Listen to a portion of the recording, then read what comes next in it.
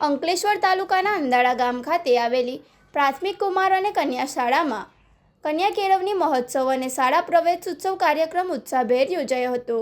કાર્યક્રમ અંતર્ગત બાલવાટિકા ધોરણ 1 અને ધોરણ 6ના બાળકો તેમજ ડ્રોપ આઉટ થયેલા વિદ્યાર્થીઓને ઉત્સાહભેર શાળામાં પ્રવેશ અપાયો હતો। ઉપસ્થિત મહાનુભાવોના હસ્તે શાળામાં પ્રવેશ મેળવનાર તમામ બાળકોને શૈક્ષણિક કીટ આપીને પ્રોત્સાહિત કરાયા હતા। વિવિધ પરીક્ષાઓમાં શ્રેષ્ઠ સિદ્ધિ હાંસલ કરનાર શાળાના વિદ્યાર્થીઓને સન્માનપત્ર એનાયત કરી બિરદાવવામાં આવ્યા હતા। શાળા પ્રવેશોત્સવ દરમિયાન ધારાસભ્ય રમેશ મિસ્ત્રીએ બાળકોને નિયમિત શિક્ષણ મેળવવા અને વાલીઓને કન્યા કેળવણીને પ્રોત્સાહન આપવા આહવાન કર્યું હતું। આ પ્રસંગે તાલુકા પંચાયતના કારોબારી અધ્યક્ષ કિરીટ માસ્તર, તાલુકા અને જિલ્લા પંચાયતના સભ્યો, અંદાળા ગામના સરપંચ નીરુબહેન પટેલ તેમજ ડેપ્યુટી સરપંચ કૃણાલ પરમાર ખાસ હાજર રહ્યા હતા।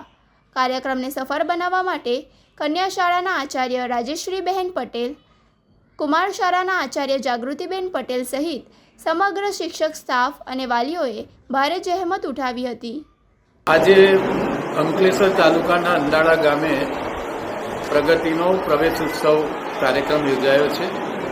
રાજ્યના તત્કાલીન મુખ્યમંત્રી, દેશના વર્તમાન પ્રધાનમંત્રી શ્રીમાન નરેન્દ્રભાઈ મોદીએ 2003થી ગુજરાતના શિક્ષણની કાયાપલટ કરવા માટે આજે અભિયાન શરૂ કર્યું હતું। એ આજે જન આંદોલન બની ગયું છે।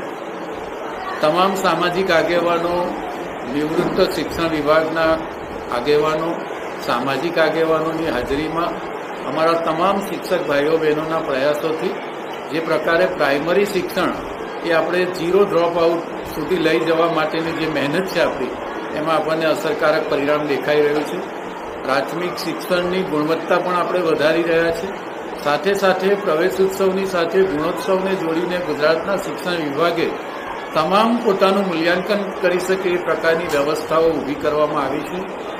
આસપાસના જે ઉદ્યોગ સાથે જોડાયેલા લોકો છે અને ઉદ્યોગો છે અને દાનવીરો છે, એ પણ આ અભિયાનમાં બાળકોને તમામ પ્રકારની સુવિધાઓ મળી રહે એ માટેની ચીજવસ્તુઓ ઉપલબ્ધ કરાવવા માટે દાતાઓ તરીકે જે પ્રકારે બહાર આવી રહ્યા છે, એના કારણે વિદ્યાર્થીઓનો ઉત્સાહ ખૂબ વધારે છે। વાલીઓની પણ મોટી સંખ્યામાં આજના કાર્યક્રમની ઉપસ્થિતિ રહી।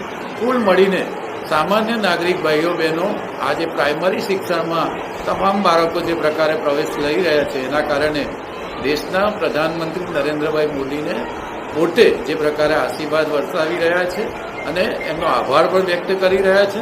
અને તમામ શિક્ષણ વિભાગમાં અને શિક્ષણ જગતમાં આ કાર્યક્રમ એ બહુ મોટું આંદોલનનું સ્વરૂપ લીધું છે, જેના કારણે તમામ બાળકોને આપણે શાળાએ લાવીને એમને શિક્ષણ સાથે જોડવામાં સફળ થઈ રહ્યા છે।